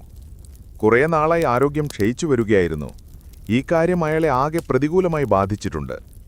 ടർണർ മക്കാർത്തിയുടെ ഒരു പഴയ സ്നേഹിതനാണ്. അതിനെപ്പോലെ തന്നെ അയാളെ വളരെ സഹായിച്ചിട്ടുമുള്ള ആളാണ്. ഹാദർലി ഫാം വാടകയ്ക്കൊന്നുമല്ലാതെ അദ്ദേഹം അയാൾക്ക് കൊടുത്തതാണെന്നും കേട്ടിട്ടുണ്ട്. അങ്ങനെയോ? അത് കൊള്ളാമല്ലോ. അതെ, മറ്റു 100 തരത്തിൽ അദ്ദേഹം അയാളെ സഹായിച്ചിട്ടുണ്ട്. ഇവിടെ എങ്ങുമെല്ലാമുള്ള എല്ലാവരും അദ്ദേഹത്തിന്റെ കൃപയെക്കുറിച്ച് പറയുന്നു. വാസ്തവമോ? ടർണറോട് ഇത്രയധികം കടപ്പാടുള്ള, സ്വന്തമായി വളരെ കൊന്നുമില്ലാത്ത ഈ മക്കാർത്തി അസന്ദിഗ്ധമായി എസ്റ്റേറ്റിന്റെ അനന്തരാവകാശിയായിരിക്കുന്ന ടർണറുടെ മകളെ തന്റെ മകനുവേണ്ടി വിവാഹമാലോചിക്കുന്നതും, ആലോചിച്ചാൽ മതി ബാക്കിയെല്ലാം പിന്നാലെ സ്വാഭാവികമായി നടന്നുകൊള്ളുമെന്നും കരുതുന്നതും അല്പം വിചിത്രമായി നിങ്ങൾക്ക് തോന്നുന്നില്ലേ? ടർണർക്ക് തന്നെ ഇതിൽ വെറുപ്പുണ്ടായിരുന്നു എന്നുള്ളതാണ് ഏറെ വിചിത്രമായി തോന്നുന്നത്. മകൾ നമ്മളോട് ഇത്രയും പറഞ്ഞു. നിങ്ങൾക്ക് ഇതിൽ നിന്ന് എന്തെങ്കിലും ഊഹിക്കാനാകുമോ? അഭ്യൂഹങ്ങളും അനുമാനങ്ങളുമൊക്കെ നമുക്കാവാം. എന്റെ നേരെ കണ്ണുരുട്ടിക്കൊണ്ട് ലെസ്ട്രഡ് പറഞ്ഞു. ഊഹങ്ങളുടെയും ഭാവനയുടെയും പുറകെ വെറുതെ പോയാൽ വസ്തുതകൾ കൈകാര്യം ചെയ്യാൻ ബുദ്ധിമുട്ടാരുമെന്നാണ് മിസ്റ്റർ ഹോംസ് എനിക്ക് തോന്നുന്നത്. ശരിയാണ് നിങ്ങൾ പറഞ്ഞത്. വസ്തുതകൾ കൈകാര്യം ചെയ്യാൻ നിങ്ങൾക്ക് വിഷമം തോന്നും. എന്തായിരുന്നാലും നിങ്ങൾക്ക് പിടിച്ചു നിൽക്കാൻ ബുദ്ധിമുട്ടുള്ള ഒരു കാര്യമുണ്ടെന്ന് ഞാൻ മനസ്സിലാക്കി. അതെന്താ? അതായത് അച്ഛൻ മക്കാർത്തിയുടെ മദ്യപാലം മകൻ മക്കാർത്തി കാരണമാണ്. അതിനെതിരായ എല്ലാ ഊഹവും വെറും നിലാവാണ്. നിലാവ് മൂടൽമഞ്ഞിനേക്കാൾ പ്രകാശമേറിയതാണല്ലോ, ചിരിച്ചുകൊണ്ട് ഹോംസ് പറഞ്ഞു. ഇടതുവശത്ത് കാണുന്നത് ഹാദർലി ഫാമാണെന്ന് ഞാൻ ധരിച്ചുപോയോ? അതെ, അതുതന്നെ. അത് വിശാലമായ, സൗകര്യം തോന്നുന്ന കെട്ടിടമായിരുന്നു. 2 നിലയുള്ള, സ്ലേറ്റ് കല്ല് മേഞ്ഞതും ഭിത്തി മുഴുവൻ കൽപ്പായം പറ്റിപ്പിടിച്ചതുകൊണ്ട് നരച്ചതും അടഞ്ഞ കവാടങ്ങളും പുകയില്ലാത്ത ചിമ്മിണികളുമായി ആകെക്കൂടി പീഡിത പ്രതീതിയുള്ളതായിരുന്നു. ഈ ഭീകരസംഭവത്തിന്റെ ഭാരം ഇപ്പോഴും അതിലുണ്ടെന്ന് തോന്നി. ഞങ്ങൾ വാതിൽക്കൽ മുട്ടി. ഹോംസിന്റെ അപേക്ഷപ്രകാരം വേലക്കാരി മരണസമയത്ത് അവന്റെ യജമാനൻ ധരിച്ചിരുന്ന ബൂട്ടുകൾ ഞങ്ങളെ കാണിച്ചു തന്നു. അപ്പോൾ ധരിച്ചിരുന്നെങ്കിലും മകന്റെ ഒരു ജോഡി ഷൂസും അവൾ കാണിച്ചു തന്നു. 7-8 വ്യത്യസ്ത നിലയിൽ നിന്ന് ശ്രദ്ധാപൂർവം ഇതെല്ലാം അളന്ന ശേഷം ഹോംസ് മുറ്റത്തേക്ക് പോകാൻ ആഗ്രഹിച്ചു. അവിടെ നിന്നൊരു വളഞ്ഞ പാതയിലൂടെ ഞങ്ങൾ ബോസ്കോം താഴ്വരയിലേക്ക് പോയി. ചിന്തയ്ക്കു ചൂടുപിടിച്ചാൽ പിന്നെ ഷെർലോക്ക് ഹോംസ് ആകെ മാറിപ്പോകും. ബേക്കർ സ്ട്രീറ്റിലെ ശാന്തനായ തർക്കവാദിയും ചിന്തകനും മാത്രമായി അറിഞ്ഞിരുന്നവർക്ക് ഇപ്പോൾ അദ്ദേഹത്തെ തിരിച്ചറിയാൻ കഴിഞ്ഞെന്നു വരില്ല. അദ്ദേഹത്തിന്റെ മുഖം വിളറി. നെറ്റിയിൽ 2 കറുത്ത വരകൾ വീണു. കണ്ണുകളിൽ നല്ല തിളക്കം വന്നു. മൂക്ക് വിടർന്നു. തോളുകൾ വളഞ്ഞു. നീണ്ട കരുത്തുള്ള കഴുത്തിലെ ഞരമ്പുകൾ ചാട്ടവാർ പോലെ എഴുന്നുനിന്നു. ചുണ്ടുകൾ കടിച്ച് തന്റെ മുൻപിലുള്ള വസ്തുവിൽ പൂർണ്ണമായും ശ്രദ്ധ പതിപ്പിച്ച് അദ്ദേഹത്തിന്റെ മൂക്ക് ക്രമാതീതമായി വികസിച്ചു. അതിനാൽ ഒരു ചോദ്യമോ അഭിപ്രായമോ അദ്ദേഹത്തിന്റെ ചെവികളിൽ പതിക്കാതെയുമായി. അതല്ലെങ്കിൽ അത്യായ പ്രകോപിക്കപ്പെടുമ്പോൾ അശാന്തിയുടെ ഒരു മോളൽ മാത്രമായി മറുപടി.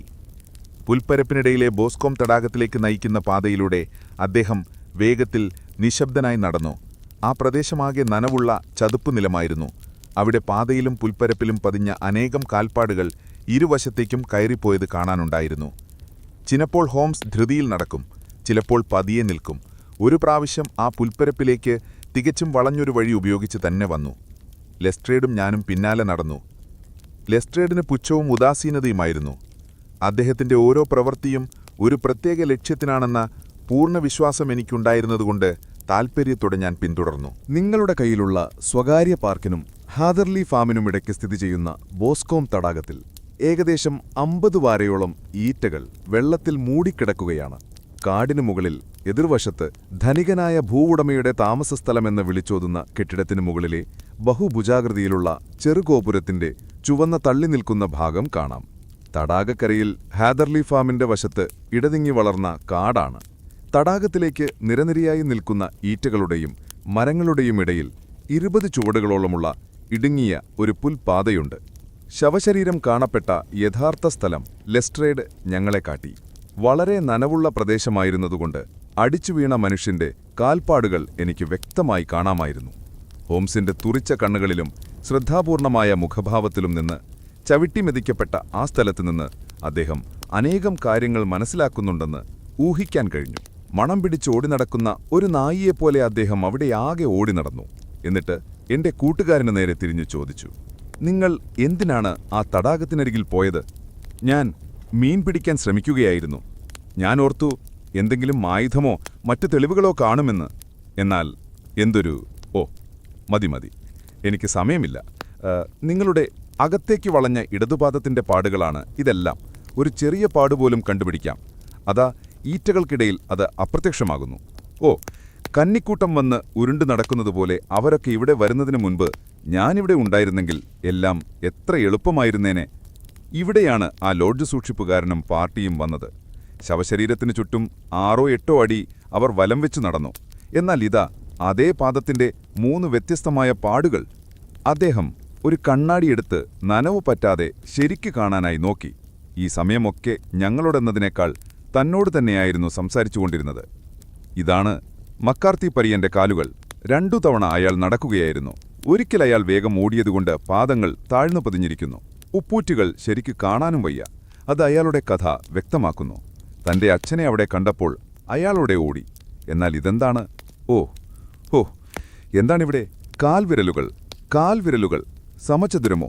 അതും അസാധാരണ ബൂട്ടുകൾ. അതിവിടെ വന്നു, പോയി, വീണ്ടും വന്നു. തീർച്ചയായും അത് കുപ്പായത്തിനു വേണ്ടിയായിരിക്കണം. അതെവിടെ നിന്ന് വന്നോ? അദ്ദേഹം താഴോട്ടും മുകളിലോട്ടും ഓടി. ചിലപ്പോൾ എന്തോ നഷ്ടം വന്നവനെ പോലെ, ചിലപ്പോൾ ആ കാൽപ്പാടുകൾ നോക്കി. ഒടുവിൽ ഞങ്ങളെല്ലാം കാട്ടിനരികിൽ ആ അടുത്ത പ്രദേശത്തിലെ ഏറ്റവും വലിയൊരു ബീച്ച് മരത്തണലിലെത്തി. ഹോംസ് ഇതിലൂടെ മറുവശത്തേക്ക് പോയി. സംതൃപ്തിയുടെ ഒരു ചെറിയ ഇളക്കം ആ മുഖത്ത് കാണാനായി. വളരെ നേരം അദ്ദേഹം അവിടെ നിന്ന് താൻ സമ്പാദിച്ച ഉണക്കക്കമ്പുകളും ഇലകളും പരിശോധിച്ചു. കഴിവുള്ളത്ര മരത്തിന്റെ തൊലിയും ഒരു കൂടിൽ താൻ കരുതിയിരുന്ന മണ്ണും വരെ തന്റെ കണ്ണാടി ഉപയോഗിച്ച് പരിശോധിച്ചു. അരികുകളില്ലാത്ത ഒരു പരുക്കൻ കല്ല് പുല്ലിനിടയിൽ കിടക്കുന്നുണ്ടായിരുന്നു. അതും അദ്ദേഹം ശ്രദ്ധാപൂർവം പരിശോധിച്ചു നോക്കിയ ശേഷം കയ്യിൽ വെച്ചു. പിന്നെ കാട്ടിലെ ഒരു വഴിത്താളയിലൂടെ അദ്ദേഹം നാട്ടുവഴിയിൽ വന്നു. അവിടെ എല്ലാ തെളിവുകളും മാഞ്ഞിരുന്നു. നല്ല രസമുള്ളൊരു കേസാണിത്, തന്റെ സ്വാഭാവിക രീതിയിലേക്ക് വന്നുകൊണ്ട് അദ്ദേഹം പറഞ്ഞു. വലത്തുവശത്തുള്ള ഈ ചാരനിറമുള്ള വീടാണ് ആ ലോഡ്ജെന്ന് എനിക്ക് തോന്നുന്നു. അകത്തുപോയി മോറനുമായി ഒരു വാക്കെങ്കിലും എനിക്ക് സംസാരിക്കണം. ചിലപ്പോൾ ഒരു ചെറിയ കുറിപ്പെഴുതേണ്ടി വരുമായിരിക്കും. അത് ചെയ്ത ശേഷം നമുക്ക് ഭക്ഷണം കഴിക്കാൻ പോവാം. നിങ്ങൾ വണ്ടിയുടെ അരികിലേക്ക് നടന്നുകൊള്ളൂ. ഞാനിപ്പോൾ വന്നേക്കാം. ഞങ്ങൾ വണ്ടിയിൽ കയറി 10 മിനിറ്റാവും മുൻപ് തിരികെ റോസിലെത്തി. കാട്ടിൽ നിന്നെടുത്ത ആ കല്ല് ഇപ്പോഴും ഹോംസിന്റെ കയ്യിലുണ്ടായിരുന്നു. അത് പുറത്തെടുത്തുകൊണ്ട് അദ്ദേഹം പറഞ്ഞു, ഇത് നിങ്ങൾക്ക് താൽപ്പര്യമുണ്ടാക്കിയേക്കാം ലെസ്ട്രേഡ്. കൊലപാതകം നടത്തിയത് ഇതുകൊണ്ടാണ്. ഞാനൊരു പാടും കാണുന്നില്ല. ഇതിലൊന്നുമില്ല. പിന്നെ നിങ്ങൾക്കെങ്ങനെ അറിയാം? പുല്ലിതിന്റെ താഴെ വളരുന്നുണ്ടായിരുന്നു. കുറച്ചു ദിവസം മുൻപ് മാത്രമാണ് അവിടെ ഇട്ടത്. ഇവിടെ നിന്നെടുത്തതെന്ന് തെളിവൊന്നുമുണ്ടായില്ല. മുറിവുകൾക്ക് അനുയോജ്യമാണത്. മറ്റെന്തെങ്കിലും ഒരു ആയുധത്തിന്റെ പാട് അവിടെയില്ല. കൊലപാതകിയോ? ഒരു നീണ്ട മനുഷ്യൻ, ഇടതുകയ്യനായ മനുഷ്യൻ, വലതുകാലിന് മുടന്തനും വേട്ടയ്ക്ക് പോകുമ്പോൾ ധരിക്കുന്ന കട്ടിയുള്ള സോളുള്ള ബൂട്ടും ധരിക്കുന്ന മനുഷ്യൻ, ചാരനിറമുള്ള വസ്ത്രവും ഇന്ത്യൻ ചുരുട്ടും വലിക്കുന്ന മനുഷ്യൻ, ചുരുട്ടുപിടികൊണ്ട് നടക്കുന്ന മനുഷ്യൻ, മൂർച്ചയില്ലാത്ത പേനക്കത്തിയും ഇയാൾ പോക്കറ്റിൽ കൊണ്ടു നടക്കുന്നു. വളരെയധികം സൂചനകളുണ്ട്. എന്നാൽ നമ്മുടെ അന്വേഷണത്തിന് ഇത്രയും മതി. ലെസ്ട്രേഡ് ചിരിച്ചു. ഞാനിപ്പോഴും ഒരവിശ്വാസിയാണെന്ന് എനിക്ക് തോന്നുന്നു. സിദ്ധാന്തങ്ങളൊക്കെ കൊള്ളാം, പക്ഷേ നമുക്ക് കഠിനഹൃദയനായ ബ്രിട്ടീഷ് ജൂറിയുമായിട്ടാണ് ഇടപെടേണ്ടതെന്ന ഓർമ്മ വേണം. സാരമില്ല, നിങ്ങൾ നിങ്ങളുടെ മാർഗത്തിൽ ചരിച്ചുകൊള്ളൂ. ഞാൻ എന്റേതും നോക്കാം. ഇന്ന് വെയിറ്റ് ചെയ്യാതെ മതി. ഉച്ചയ്ക്കെനിക്ക് തിരക്കായിരിക്കും. വൈകുന്നേരത്തെ തീവണ്ടിക്ക് ചിലപ്പോൾ ലണ്ടനിലേക്ക് പോകാനാക്കും. കേസ് പൂർത്തിയാക്കാതെയോ? അല്ല, തീർത്തിട്ടു തന്നെ. എന്നാൽ രഹസ്യം? അത് കണ്ടുപിടിച്ചു. എന്നാൽ കുറ്റവാളി ആരാണ്? ഞാൻ പറഞ്ഞ ആ മാന്യൻ. അതാരാണ്? തീർച്ചയായും അയാളെ കണ്ടുപിടിക്കാൻ ബുദ്ധിമുട്ടില്ല. ഇത്ര ആൾപ്പാർപ്പ് കൂടുതലുള്ള സ്ഥലമല്ല. ലെസ്ട്രേഡ് തോളുകൾ കുലുക്കി. ഞാനൊരു പ്രായോഗിക മനുഷ്യനാണ്, അയാൾ പറഞ്ഞു. രാജ്യം മുഴുവൻ ഇടതുകൈ വശമുള്ള മുടന്തുകാലനായ ഒരു മാന്യനെ അന്വേഷിച്ച് നടക്കാൻ എനിക്ക് വയ്യ. സ്കോട്ട്ലൻഡ് യാർഡിന്റെ പരിഹാസപാത്രമാകും ഞാൻ. ശരി തന്നെ, ശാന്തനായി ഹോംസ് തുടർന്നു പറഞ്ഞു. നിങ്ങൾക്ക് ഞാൻ അവസരം തന്നു. ഇതാ നിങ്ങളുടെ വാടകമുറികൾ. നമസ്കാരം. ഞാൻ പോകും മുൻപ് നിങ്ങൾക്കൊരു വരി എഴുതിയിടാം. ലെസ്ട്രേഡിനെ അയാളുടെ മുറിയിൽ വിട്ടിട്ട് ഞങ്ങൾ ഞങ്ങളുടെ മുറിയിലേക്ക് പോന്നു.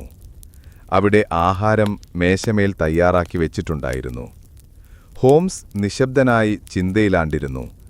അദ്ദേഹത്തിന്റെ മുഖത്താകെ വേദനയുള്ളതുപോലെ തോന്നി. ആകെ കുഴങ്ങിയ ഒരവസ്ഥയിലകപ്പെട്ട ഒരുവനെപ്പോലെ. നോക്കൂ വാട്സൺ, തുണി വൃത്തിയാക്കിക്കൊണ്ട് അദ്ദേഹം പറഞ്ഞു. ഈ കസേരയിലൊന്നിരിക്കൂ, ഞാനൊരൽപ്പം പ്രസംഗിക്കട്ടെ.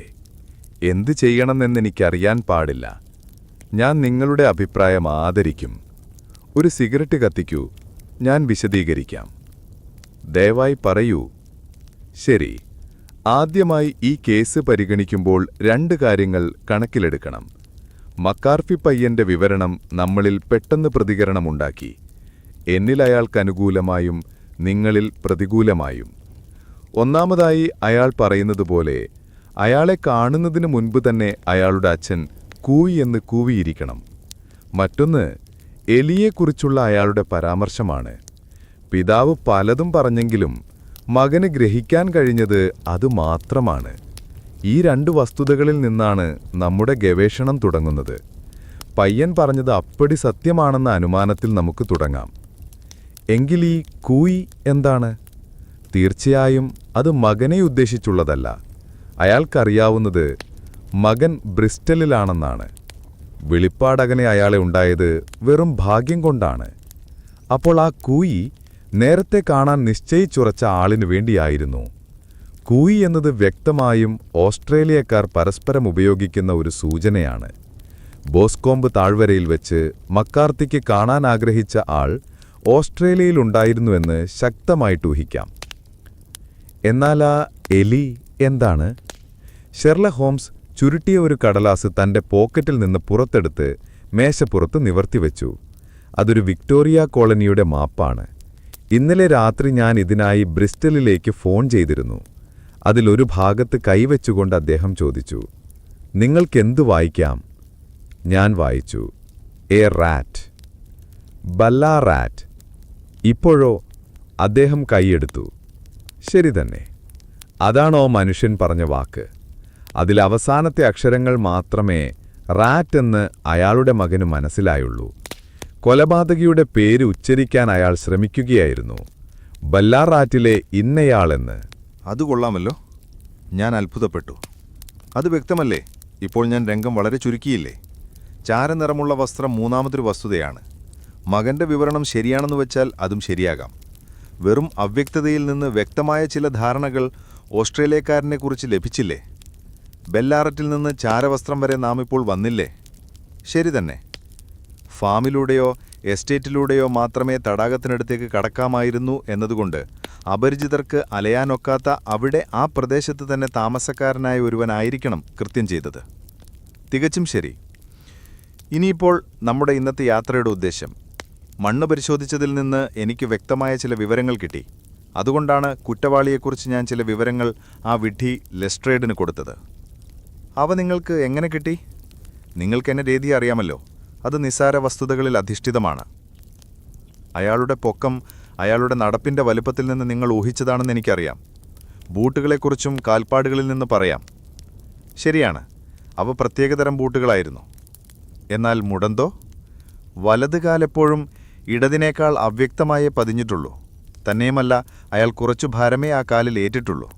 കാര്യമെന്താണ്? അയാൾ മുടന്തനായിരുന്നു. എന്നാൽ ഇടതുകൈയോ? അന്വേഷണത്തിൽ സർജൻ രേഖപ്പെടുത്തിയ മുറിവിൻ്റെ സ്വഭാവത്തെക്കുറിച്ച് അറിഞ്ഞ് നിങ്ങൾ തന്നെ അത്ഭുതപ്പെട്ടിരുന്നില്ലേ? അടി പെട്ടെന്ന് പിന്നിൽ നിന്നായിരുന്നു, അതും ഇടതുവശത്ത്. ഒരു ഇടതുകയ്യനല്ലെങ്കിൽ പിന്നെ അതെങ്ങനെയാണ്? അച്ഛനും മകനും തമ്മിൽ കൂടിക്കാഴ്ച നടന്നപ്പോൾ അയാൾ മരത്തിന് മറഞ്ഞു നിന്നു. അവിടെ നിന്ന് ചുരുട്ട് വലിച്ചു. ഞാൻ ചുരുട്ടിൻ്റെ ചാരം കണ്ടു. പുകയിലയുടെ ചാരത്തെക്കുറിച്ചുള്ള എൻ്റെ പ്രത്യേക അറിവ് മൂലം അതൊരു ഇന്ത്യൻ ചുരുട്ടാണെന്ന് പറയാൻ കഴിഞ്ഞു. ഞാൻ ഈ കാര്യത്തിൽ അല്പം ശ്രദ്ധ പതിപ്പിച്ചിട്ടുണ്ട്. 140 തരത്തിലുള്ള പൈപ്പ്, ചുരുട്ട്, സിഗരറ്റ്, പുകയില എന്നിവയെക്കുറിച്ചൊരു ചെറിയ പ്രബന്ധവും എഴുതിയിട്ടുണ്ട്. അപ്പോൾ ചുരുട്ടുപിടിയുടെ കാര്യമെന്താണ്? ചുരുട്ടിൻ്റെ അറ്റം അയാളുടെ വായിലല്ലായിരുന്നു എന്നെനിക്കറിയാൻ കഴിഞ്ഞു. അതിനാൽ അയാളുടെ കയ്യിൽ അതിൻ്റെ പിടിയുണ്ടെന്ന് മനസ്സിലായി. ചുരുട്ടിൻ്റെ അറ്റം കടിച്ചു കളഞ്ഞതല്ല, കണ്ടിച്ചതായിരുന്നു. എന്നാൽ അത് അത്ര വൃത്തിയായിട്ടല്ല. അതിനാൽ മൂർച്ചയില്ലാത്ത പേനാക്കത്തിയാണ് അയാളുടെ കയ്യിൽ നിന്ന് അനുമാനിച്ചു. ഹോംസ്, നിങ്ങൾ ഈ മനുഷ്യനെതിരെ വിരിച്ചിരിക്കുന്ന വലയിൽ നിന്ന് അയാൾക്ക് രക്ഷപ്പെടാൻ പറ്റില്ല. അങ്ങനെ നിങ്ങൾ നിരപരാധിയായ ഒരു മനുഷ്യനെ സത്യത്തിൽ തൂക്കുമരക്കയറിൽ നിന്ന് തന്നെ മുറിച്ച് രക്ഷിക്കുകയായിരുന്നു. ഇപ്പോൾ എല്ലാ വസ്തുതകളും എവിടേക്കാണ് വിരൽ ചൂണ്ടുന്നതെന്ന് എനിക്ക് കാണാം. അതായത് കുറ്റവാളി മിസ്റ്റർ ജോൺ ടർണർ. ഹോട്ടലിലെ വെയിറ്റർ ഞങ്ങളിരുന്ന മുറിയുടെ വാതിൽ തുറന്നൊരു സന്ദർശകനെ ഉള്ളിലേക്ക് നയിച്ചുകൊണ്ട് വിളിച്ചു പറഞ്ഞു. അകത്തേക്ക് കയറി വന്ന മനുഷ്യൻ വിചിത്രമായ ആകർഷകത്വമുള്ളവനായിരുന്നു. പതിയെ മുടന്തുള്ള നടത്തവും വളഞ്ഞ തോളുകളും അയാൾ വാർദ്ധക്യം കൊണ്ട് ശക്തി ക്ഷയിച്ചവനെന്ന തോന്നലുളവാക്കി. എങ്കിലും ദൃഢമായ ഗൗരവമേറിയ മുഖഭാവവും വലിയ അവയവങ്ങളും അയാൾക്ക് അസാധാരണ കരുത്തുള്ള ശരീരവും സ്വഭാവമാണുള്ളതെന്ന് വ്യക്തമാക്കി. കൂട്ടിക്കുഴഞ്ഞു കിടക്കുന്ന താടിമീശയും ചാരനിറത്തിലുള്ള തലമുടിയും എടുത്തുനിൽക്കുന്ന തളർന്ന തൂങ്ങിയ കൺപുരികങ്ങളും അയാൾക്കൊരു മാന്യതയും ഗാംഭീര്യവും സമ്മാനിച്ചിരുന്നുവെങ്കിലും മുഖത്ത് ചാരനിറം നിറഞ്ഞ വെളുപ്പും ചുണ്ടിലും മൂക്കിനരികിലും നീലനിറവും കാണാമായിരുന്നു. മാരകവും വിട്ടുമാറാത്ത എന്തോ ഒരു അസുഖത്തിൻ്റെ പിടിയിലാണ് അയാളെന്ന് കണ്ടപ്പോൾ തന്നെ എനിക്ക് മനസ്സിലായി. "ആ സോഫയിലിരിക്കോ?" എന്ന് പറഞ്ഞ് ഹോംസ് സൗമ്യനായി ചോദിച്ചു. "നിങ്ങൾക്കെന്നെ കുറിപ്പ് കിട്ടിയോ?" "ഉവ്, ലോഡ്ജ് സൂക്ഷിക്കുന്നവൻ അത് എനിക്ക് കൊണ്ടുതന്നു. അപവാദം ഒഴിവാക്കാൻ എന്നെ ഇവിടെ കാണണമെന്ന് നിങ്ങളതിൽ പറഞ്ഞിരുന്നു. ഞാൻ ഹാളിലേക്ക് പോയാൽ ആളുകൾ സംശയിക്കുമെന്ന് ഞാൻ വിചാരിച്ചു." "നിങ്ങളെന്തിനാണ് എന്നെ കാണണമെന്ന് പറഞ്ഞത്?" തളർന്ന കണ്ണുകളിൽ നിരാശയോടെ എൻ്റെ കൂട്ടുകാരനെ നേരെ നോക്കി ചോദ്യത്തിന് ഉത്തരം ഏകദേശം ലഭിച്ച മട്ടിൽ അയാൾ ചോദിച്ചു. "ശരിയാണ്." വാക്കുകളേക്കാൾ നോട്ടത്തിൽ മറുപടി നൽകിക്കൊണ്ട് ഹോംസ് പറഞ്ഞു. "അതങ്ങനെ തന്നെയാണ്. മക്കാർത്തിയെക്കുറിച്ചെല്ലാം എനിക്കറിയാം." വൃദ്ധൻ തൻ്റെ മുഖം കൈകളിൽ താങ്ങി. "ദൈവമേ, എന്നെ രക്ഷിക്കണമേ. എന്നാൽ ഞാൻ ആ ചെറുപ്പക്കാരന് കുഴപ്പം വരാൻ ഇടയാക്കില്ല. കോടതിയിൽ അത് അയാൾക്കെതിരെയാണെങ്കിൽ ഞാനത് തുറന്നു പറയുമെന്ന് നിങ്ങൾക്ക് ഉറപ്പുതരാം." "നിങ്ങളങ്ങനെ പറയുന്നതിൽ എനിക്ക് സന്തോഷമുണ്ട്," ഗൗരവത്തോടെ ഹോംസ് പറഞ്ഞു. "എൻ്റെ പ്രിയ ദാളിതകയില്ലായിരുന്നുവെങ്കിൽ ഞാൻ ഇപ്പോൾ തന്നെ അത് അങ്ങനെ ചെയ്യുമായിരുന്നു. പക്ഷേ അത് അവളുടെ ഹൃദയം തകർക്കും. എന്നെ അറസ്റ്റ് ചെയ്തിരിക്കുന്നുവെന്ന് കേട്ടാൽ അത് അവളുടെ ഹൃദയം പിളർക്കും. അതുവരെ വരില്ല." "എന്ത്? ഞാൻ ഔദ്യോഗിക പ്രതിനിധിയൊന്നുമല്ല. നിങ്ങളുടെ മകളാണ് എൻ്റെ സാന്നിധ്യം ഇവിടെ വേണമെന്ന് ആവശ്യപ്പെട്ടതെന്നാണ് ഞാൻ അറിഞ്ഞത്. തന്നെയുമല്ല, ഞാൻ അവരുടെ താൽപ്പര്യത്തിനനുസരിച്ചാണ് പ്രവർത്തിക്കുന്നതും. എങ്ങനെയായാലും മക്കാർത്തി പയ്യൻ പുറത്തുവരും. ഞാൻ മരിച്ചുകൊണ്ടിരിക്കുന്നൊരുവനാണ്. വർഷങ്ങളായി എനിക്ക് പ്രമേഹമുണ്ട്. ഞാനിനി 1 മാസം തന്നെ ജീവിക്കുമോ എന്ന് ഡോക്ടർക്ക് സംശയമാണ്. എന്നാലും ജയിലിനേക്കാൾ വീട്ടിൽ കിടന്ന് മരിക്കുന്നതാണ് എനിക്കിഷ്ടം," ടർണർ പറഞ്ഞു. "ഹോംസ്, നിങ്ങളെനിക്ക് സത്യം ചെയ്തു തരാമോ?" "ആ, ഇതിൻ്റെ വശത്തെ ചില സത്യങ്ങൾ പറയാൻ ഞാൻ നിങ്ങളോട് ആഗ്രഹിക്കുന്നു. നിങ്ങളുടെ ശബ്ദം ഇപ്പോൾ ഞാൻ എന്താ പറയാൻ പോകുന്നതെന്ന് കേൾക്കുന്നതുവരെ, നിങ്ങളിലൊന്ന് കണ്ണുകൾ അടിക്കുന്നതുവരെ കലുഷിതമാകാതിരിക്കട്ടെ. ഞാൻ സത്യം ചെയ്യുന്നു. ഞാൻ മറ്റൊരാൾക്ക് ഇദ്ദേഹത്തിൻ്റെ നേർക്കൊരു വിരൽ ചൂണ്ടുമില്ല എന്ന് ഞാനിപ്പോൾ തന്നെ സത്യം ചെയ്യുന്നു. നിങ്ങൾക്കെന്നെ കേൾക്കാൻ താൽപ്പര്യമുണ്ടെങ്കിൽ ഞാൻ എന്താ ഈ 3 ചൂടുള്ള വർക്ക് ക്ലോസിൽ അണിഞ്ഞിട്ടുള്ളത്, ഇതിൻ്റെ മർമ്മമെന്തെന്ന് നിങ്ങൾക്കെൻ്റെ ഉത്തരം അറിയണമെങ്കിൽ എൻ്റെ പേരാണ് ഹോംസ്. നിങ്ങൾ എന്നെ കാത്തു നിൽക്കുകയാണ്.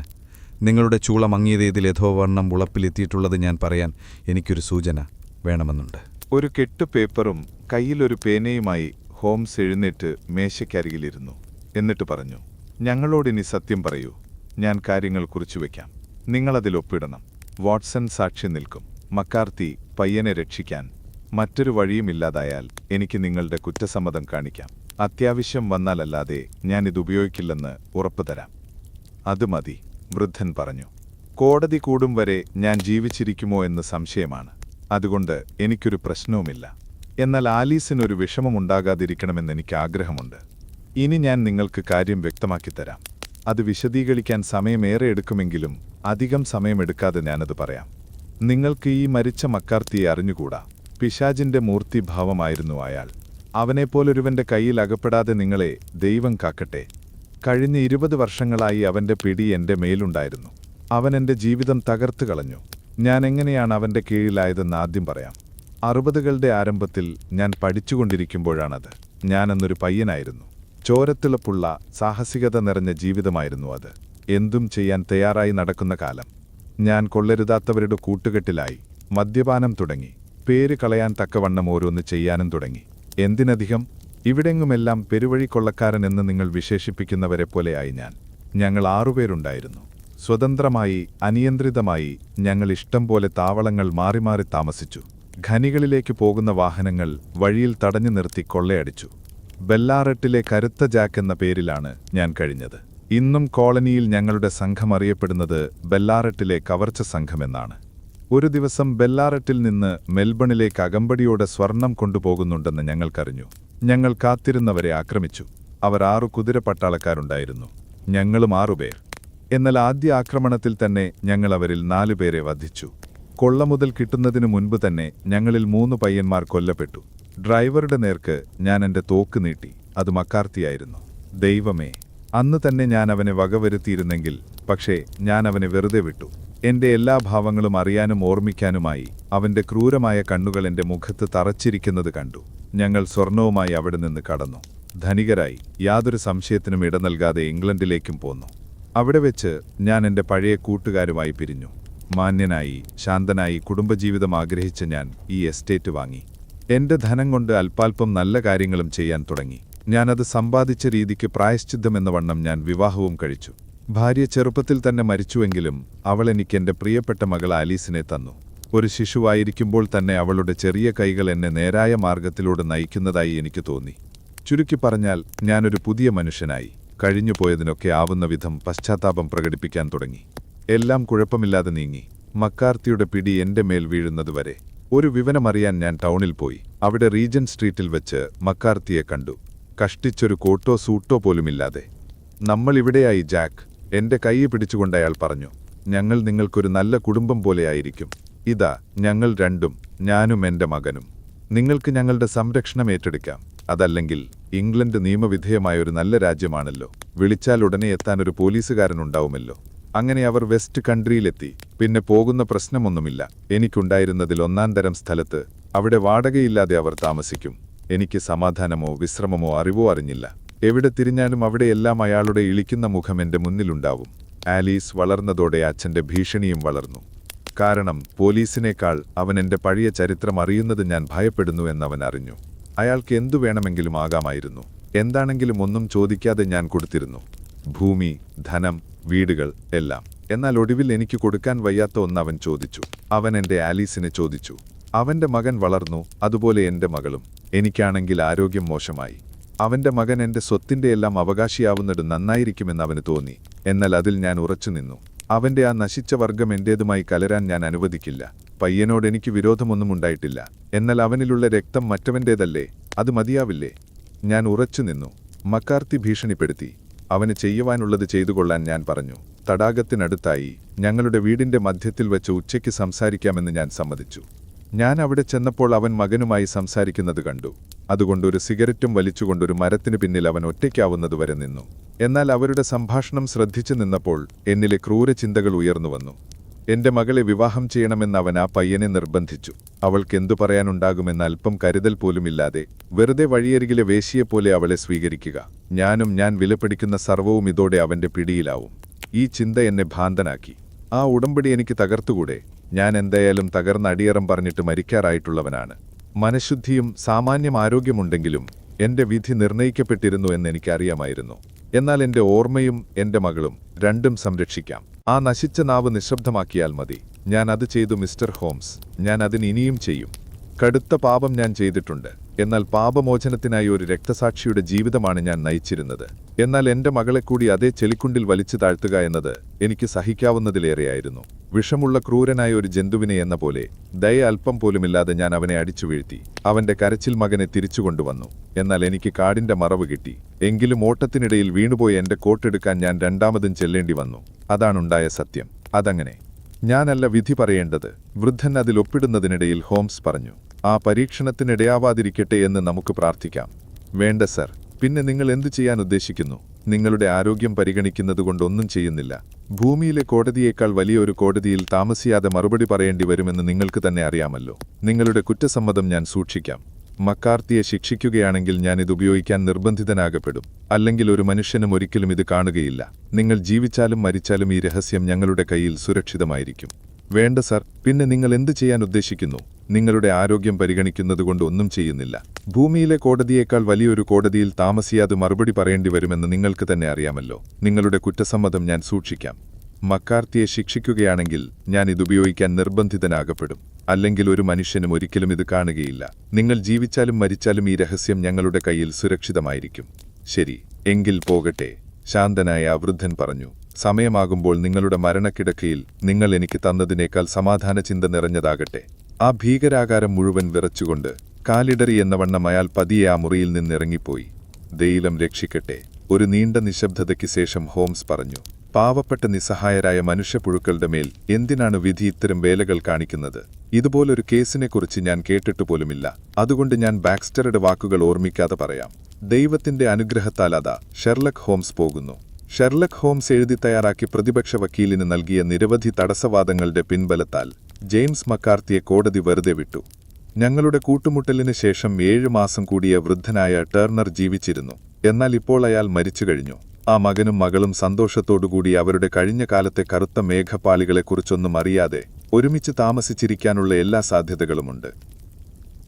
അപ്പോൾ സുഹൃത്തുക്കളെ, കണ്ടില്ലേ? ഒരു രഹസ്യം പുറത്തു പറയാതിരിക്കാൻ വേണ്ടി ഒരു മകന്റെ ജീവിതം വരെ നശിപ്പിക്കാൻ ശ്രമിച്ച ഒരച്ഛൻ്റെയും വർഷങ്ങൾക്ക് മുൻപ് ചെയ്ത തെറ്റിന് ജീവിതകാലം മുഴുവൻ പശ്ചാത്തപിച്ച മറ്റൊരച്ഛൻ്റെയും കഥയാണ് നമ്മൾ കേട്ടത്. ഹൂംസിന്റെ വാക്കുകൾ പോലെ വ്യക്തമായ തെളിവുകളോളം ചതിക്കുന്ന മറ്റൊന്നുമില്ല. സത്യത്തെ അതിൻ്റെ എല്ലാ നിഗൂഢതകളോടും കൂടി കണ്ടെത്താൻ ഹൂംസിനുള്ള കഴിവാണ് ഈ കേസിലെ യഥാർത്ഥ ഹീറോ. ചിലപ്പോൾ ഒരു നുണ 1000 ചോദ്യങ്ങളെ സൃഷ്ടിച്ചേക്കാം, പക്ഷേ ഒരു സത്യം മതി എല്ലാ ഉത്തരങ്ങൾക്കും. അടുത്ത തവണ മറ്റൊരു കഥയുടെ മറ്റൊരു രഹസ്യത്തിൻ്റെ ചുരുളഴിക്കാൻ ഷെർലക് ഹോംസിനൊപ്പം ഞാനും നിങ്ങളെ കാത്തിരിക്കുന്നു. നിങ്ങളുടെ അഭിപ്രായങ്ങളും നിർദ്ദേശങ്ങളും കമന്റ് ബോക്സിൽ അറിയിക്കാൻ മറക്കരുത്. ഈ വീഡിയോ ഇഷ്ടമായെങ്കിൽ ലൈക്ക് ചെയ്യുക, നിങ്ങളുടെ സുഹൃത്തുക്കളുമായി പങ്കുവയ്ക്കുക. സ്റ്റോറി ട്വീക്സ് ചാനൽ സബ്സ്ക്രൈബ് ചെയ്യാൻ മറക്കരുത്. അടുത്ത കഥയുമായി വീണ്ടും കാണാം. നന്ദി.